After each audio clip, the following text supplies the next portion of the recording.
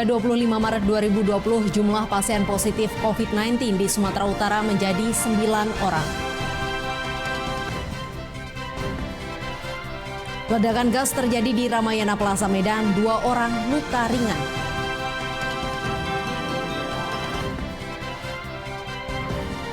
Balai Latihan Kerja Pemkab Tapanuli Utara produksi hand sanitizer secara mandiri dari bahan buah nanas.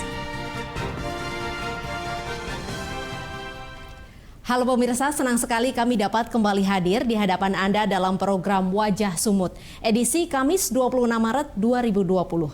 Selain 3 berita utama tadi, kami juga telah menyiapkan informasi menarik lainnya selama 30 menit ke depan.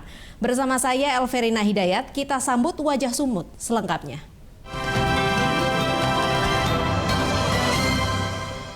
Hingga pukul 17 waktu Indonesia Barat 25 Maret 2020, terdapat peningkatan jumlah pasien positif COVID-19 di Sumatera Utara menjadi 9 orang. Salah satunya telah meninggal, sedangkan jumlah orang dalam pemantauan COVID-19 menjadi 1.976 orang. Ini kami sampaikan sebagai berikut. Gugus Tugas Percepatan Penanganan COVID-19 Provinsi Sumatera Utara menjelaskan jumlah pasien positif COVID-19 bertambah 1 orang. Sehingga secara keseluruhan berjumlah 9 orang, 1 orang telah meninggal dan 8 orang masih dirawat. Jumlah orang dalam pemantauan atau ODP mengalami peningkatan menjadi 1.976 orang. Dari sebelumnya berjumlah 1.731 orang. 55 pasien dalam pengawasan masih dirawat di 24 rumah sakit yang tersebar di 5 kabupaten kota, yakni Medan, Langkat, Deli Serdang, Serdang Bedagai, dan juga Pematang Siantar. Untuk PDP yang meninggal dunia mencapai 2 orang tidak melalui hasil dari laboratorium. Sementara alat pelindung diri yang sudah dimiliki Pemprov Sumatera Utara ditambah bantuan Kementerian Kesehatan mencapai 2.850 buah. Pemprov Sumatera Utara juga masih menunggu bantuan rapid test dari pusat yang berfungsi untuk memeriksa antibodi tubuh terhadap paparan COVID-19. Ini semuanya berada di Rumah Sakit Haji Adam Malik. Ya, kita berdoa mudah-mudahan yang positif ini bisa sembuh. Positif COVID-19 itu hari ini bertambah 1 orang, yang kemarin hanya 8 orang, sekarang menjadi 9 orang. Dan ini semuanya berada di Rumah Sakit Haji Adam Malik. Jadi ini yang positif hasil laboratorium 1 orang, kemudian 2 meninggal dunia dalam posisi pasien dalam pengawasan non-laboratorium. Ini yang Tim Satgas Klaster COVID-19 Kabupaten Langkat memeriksa kesehatan sejumlah warga yang baru tiba dari luar negeri. Pemeriksaan dilakukan untuk memastikan apakah warga tersebut terjangkit virus corona atau tidak. Tim Satgas Klaster COVID-19 Puskesmas Desa Lama, Kecamatan Seilepan, Kabupaten Langkat mendatangi beberapa rumah warga yang baru tiba dari luar negeri. Kedatangan tim medis untuk memeriksa secara langsung kondisi kesehatan warga apakah terjangkit virus corona atau tidak. Dengan menggunakan alat pelindung diri dan peralatan medis, 1 persatu warga diperiksa petugas mulai dari pengecekan suhu tubuh hingga tensi darah. Dari 3 orang warga yang diperiksa tidak ditemukan adanya tanda-tanda terjangkit virus corona. Kepala Puskesmas Desa Lama Kecamatan Seilepan Muharomah Taroreh menyampaikan bahwa selain memeriksa kesehatan warga secara door-to-door, mereka juga memberikan pemahaman dan sosialisasi pencegahan serta bahaya virus corona.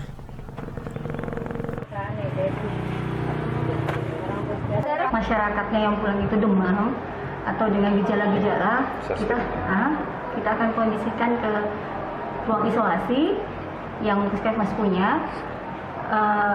Dan kira-kira memang masyarakat itu mengalami gejala sesak napas yang kita lihat, baru kita rujuk ke.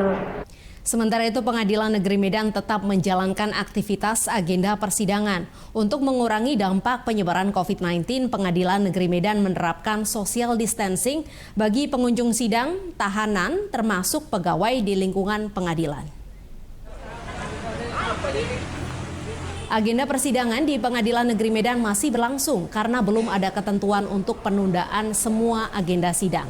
terkait dampak penyebaran virus COVID-19 berdasarkan surat edaran Mahkamah Agung. Sejak Selasa 24 Maret 2020, Pengadilan Negeri Medan telah menerapkan social distancing. Social distancing pembatasan antara satu orang dengan orang lainnya di areal Pengadilan Negeri Medan diterapkan kepada seluruh pengunjung, tahanan, dan juga seluruh pegawai Pengadilan Negeri Medan. Dengan penerapan social distancing, jumlah pengunjung di dalam ruang persidangan juga dibatasi.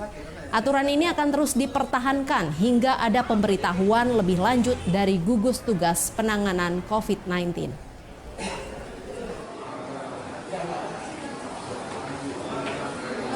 Per hari ini? Sudah. Ya kan udah ada surat edaran Mahkamah Agung. Ya nanti kita di persidangan dibatasi, yang di sini pun nanti akan dibatasi orangnya, tempat duduk pun nanti akan kita atur selang-seling satu ya Pak. Ya. Ini berlangsung berapa hari Pak nanti Pak? Ya sampai nanti sampai ada pemberitahuan dari kesehatan bahwa aman. Untuk mengantisipasi penyebaran COVID-19, Kepolisian Resor Batubara menggelar razia dan membubarkan kerumunan warga di sejumlah kafe dan juga tempat hiburan.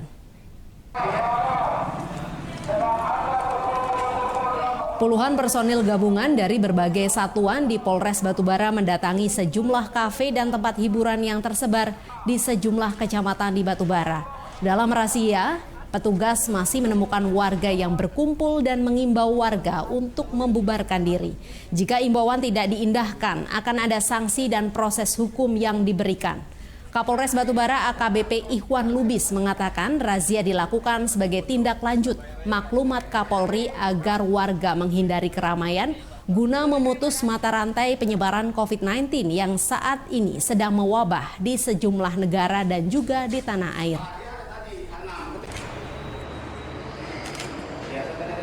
Sesuai amanat Pak Kapolri dan instruksi pemerintah, yang mana sekarang ini kita saling menjaga dan menjaga diri kita dan masyarakat untuk terhindar dari penyebaran virus corona ini.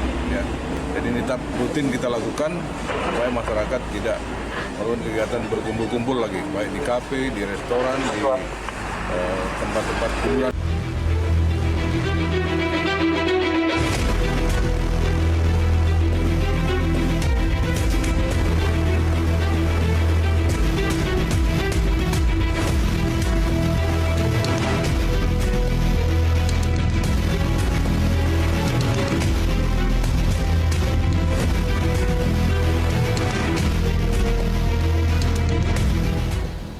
Pemirsa, di tengah merebaknya pandemi COVID-19 dan isu panic buying, Wali Kota Tanjung Balai meninjau gudang Bulog di Kisaran dan menyatakan stok pangan aman hingga Hari Raya Idul Fitri.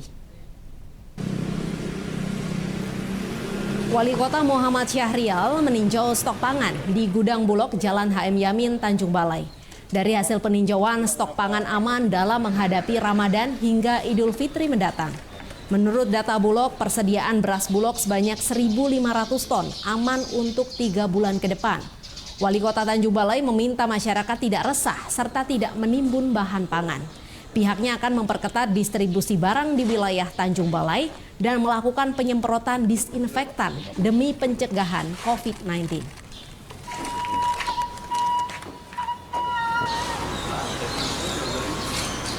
Kita sudah mengeluarkan surat kepada Bulog untuk memberikan stok untuk wilayah Tanjung Balai dengan 1.000 ton beras. Tentunya bagi masyarakat Tanjung Balai jangan panik, jangan resah. Tentunya dari pemerintah Tanjung Balai akan mengawal terus untuk panganan khususnya masyarakat Tanjung Balai. Pemirsa, usai jeda akan hadir informasi mengenai ledakan gas terjadi di Ramayana Plaza Medan, 2 orang luka ringan. Tetaplah bersama kami.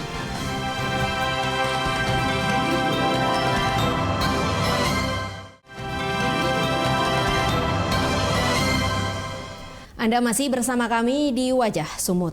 Terjadi ledakan gas di Ramayana Plaza di Jalan Sisingamangaraja, Kota Medan pada Rabu siang. Akibatnya 2 orang pekerja mengalami luka ringan, sedangkan salah satu kafe rusak parah.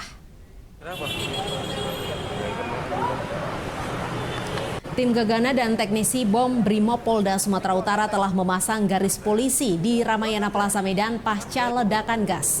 Ledakan terjadi sekitar pukul 11.45 waktu Indonesia Barat, Rabu siang, dan menyebabkan 2 orang pekerja luka ringan serta sebuah kafe mengalami kerusakan lebih dari 60%. Menurut Kapolrestabes Medan, Kombes Pol Joni Edison Isir, hasil pemeriksaan Lab 4 dan tim Gegana, ledakan berasal dari tabung gas yang bocor di salah satu dapur kafe di Ramayana.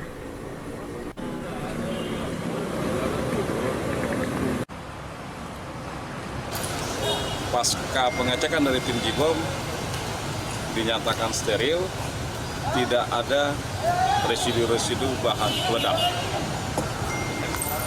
Sementara, Pak, ada tercium gas.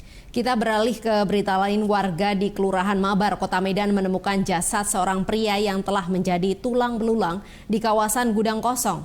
Polsek Medan Labuan membawa jasad tersebut ke Rumah Sakit Bayangkara Medan. Penemuan tulang belulang manusia pertama kali diketahui oleh warga yang sedang mencari rumput di kawasan gudang kosong Kelurahan Mabar, Kota Medan. Temuan tersebut dilaporkan kepada Kepala Lingkungan 13 dan kemudian meminta warga melapor apabila ada yang kehilangan anggota keluarganya. Polsek Medan Labuhan yang tiba di lokasi membawa jasad tersebut untuk penyelidikan dan mengetahui penyebab kematian ke Rumah Sakit Bayangkara, Kota Medan. Untuk laporan, ya tadilah baru diselesaikan sama orang forensik, polisi Polmas, ya kelurahan juga. Tadilah di evakuasi ini, mayatnya lagi dibawa ke Rumah Sakit Bayangkara. Satgas Tentara Manunggal masuk Desa Imbangan, Kodim 0208 Asahan membangun 4 jembatan penghubung ke sejumlah desa dan turap penahan longsor sepanjang 1 km di Kota Tanjung Balai. Jembatan beton yang dibangun dengan lebar 8 meter dan panjang 4 meter dibangun personil Satgas TMMD bertujuan untuk membuka akses jalan yang layak untuk mempercepat pembangunan di daerah terpencil. Kepala Penerangan Daerah Militer Kodam 1 Bukit Barisan, Kolonel Infanteri Zeni Junaidi menyatakan pembangunan jembatan dan turap penahan longsor dilakukan sebagai bentuk kemanunggalan TNI pada masyarakat. Pengerjaan 4 jembatan dan turap penahan longsor diperkirakan akan rampung pada akhir bulan Maret dan segera dapat digunakan oleh warga untuk mendorong perekonomian warga yang umumnya adalah petani.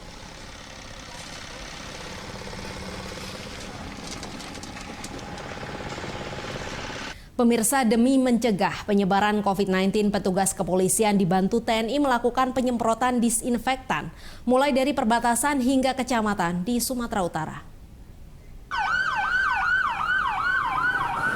3 mobil water cannon milik Gegana Brimopolda Sumatera Utara mengelilingi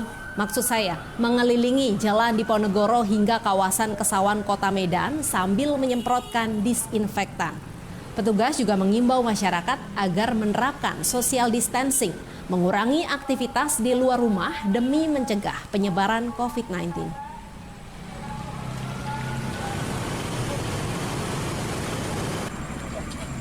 Di Papak Barat, polisi menyemprotkan disinfektan ke seluruh kendaraan yang melintas di perbatasan Papak Barat dengan Kabupaten Dairi. Tak hanya kendaraan saja, seluruh penumpang kendaraan roda 2 hingga 4 juga turut disemprot cairan disinfektan.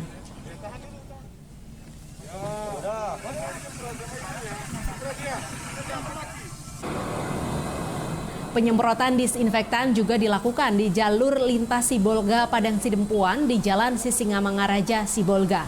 Pimpinan DPRD Sibolga Jamil Zep Tumori bersama Babinsa, TNI Angkatan Darat, Kodim Sibolga Tapanuli Tengah, dan para relawan membantu melakukan penyemprotan disinfektan kepada ratusan kendaraan yang melintas.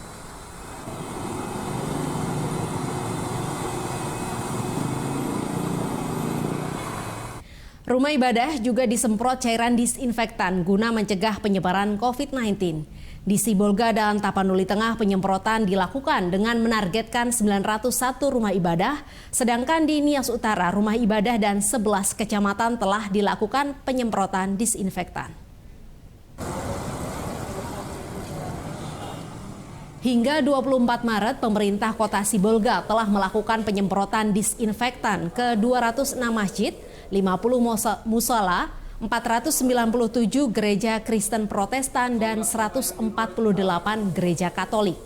Pihak Pemko menargetkan menyemprot disinfektan dilakukan ke 901 rumah ibadah di 20 kecamatan.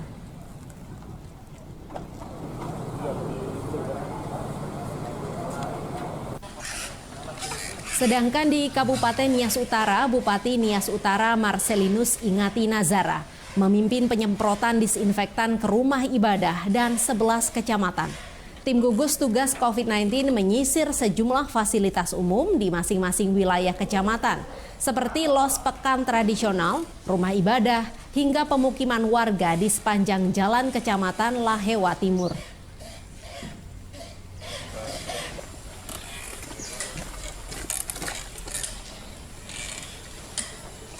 Berbagai cara dilakukan untuk mengantisipasi penyebaran virus corona, salah satunya dengan menyulap kipas angin menjadi alat penyemprot disinfektan secara otomatis yang dilakukan Kesatuan Polres Binjai.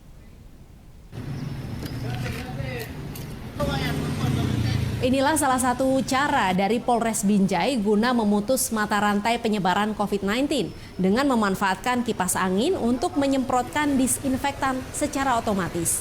1 unit kipas angin air diletakkan di depan pintu masuk Mapolres dan dijaga petugas provos. Setiap personil dan pengunjung yang akan masuk ke lingkungan Mapolres diwajibkan berdiri terlebih dahulu di depan kipas angin air dengan cairan disinfektan untuk sterilisasi dari virus.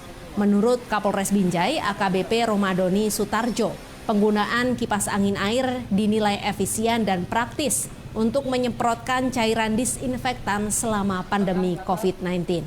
Kapolres Binjai juga mengimbau warga agar mengurangi aktivitas di luar rumah dan mengisolasi diri demi kesehatan diri dan juga keluarga. Berbalik. Putar Pak, putar. Nah, itu sudah dilaksanakan di Mabes Polri. Jadi nanti kita tidak butuh personil lagi untuk melakukan kegiatan penyemprotan, tapi dengan sendirinya dengan kipas angin yang besar itu dengan ada tabung air di bawah dan diharapkan itu sudah melaksanakan menyemprot. Pemirsa, usai jeda kami akan kembali dengan informasi mengenai Balai Latihan Kerja Pemkab Tapanuli Utara. Produksi hand sanitizer secara mandiri dari bahan buah nanas.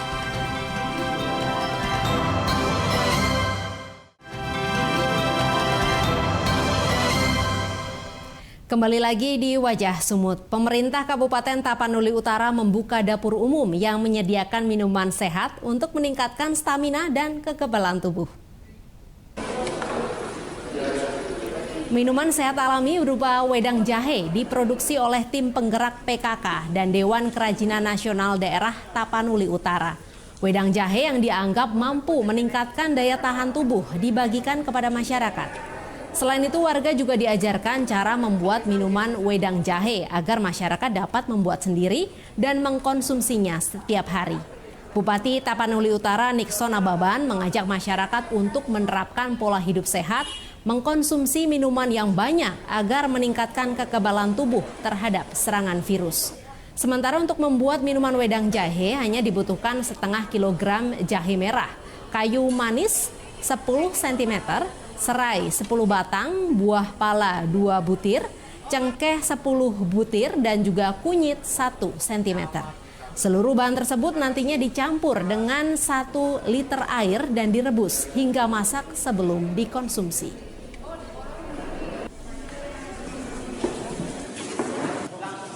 Membuat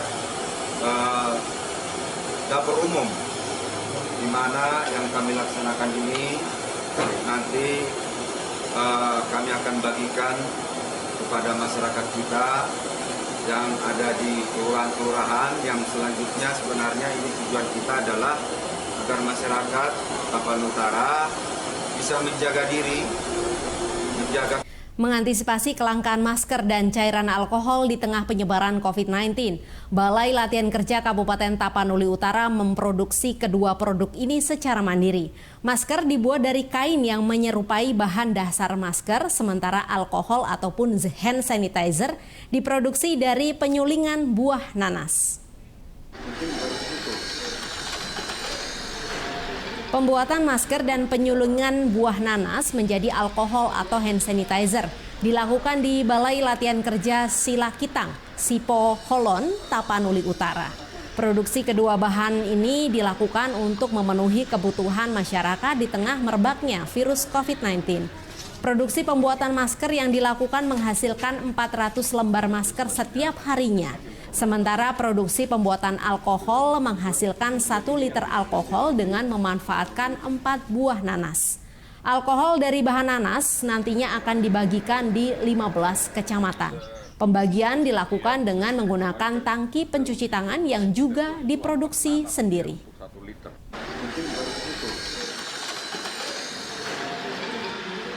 Saya pikir untuk semua masyarakat juga punya hak untuk memiliki masker. Ya, jadi target kita kalau pusat belum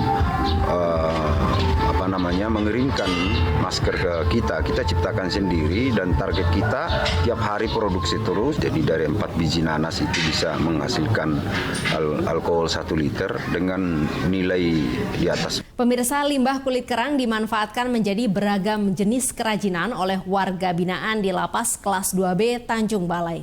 Berbekal pelatihan tersebut, warga binaan diharapkan bisa mendapatkan keterampilan dan bisa mandiri saat masa tahanan usai dan kembali ke tengah masyarakat. Informasi tersebut sekaligus menjadi penutup Wajah Sumut edisi hari ini. Saya Elverina Hidayat berserta kru yang bertugas mengucapkan terima kasih dan tetap jaga kesehatan Anda.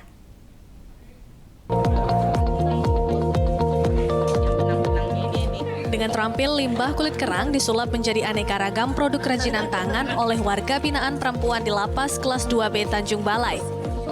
Limbah kulit kerang diolah menjadi bunga, vas bunga, dan kotak tisu. Pelatihan kerajinan limbah kulit kerang merupakan kerjasama pihak lapas dengan Dekranasda, pemerintah daerah Tanjung Balai. Warga binaan yang diberi pelatihan ini sebagian besar telah menjalani hukuman sepertiga masa tahanan dan disesuaikan dengan minat dan kemampuan mereka. Banyak kegunaannya, Pak, untuk menambah keterampilan dan ekonomi keluarga. Terus selanjutnya apabila keluar nanti apa usaha Anda? Ya, saya ingin membuat kerajinan kerang ini sebagai kerja di luar dan untuk mengembangkan inilah, Pak. Hasil dari kerajinan tangan nantinya akan dipamerkan di berbagai wilayah oleh Dekranasda. Pihak lapas berharap warga binaan yang telah menyelesaikan masa hukuman mendapatkan keterampilan baru saat kembali ke masyarakat. Dari Tanjung Balai, Ferry Matondang, Metro TV.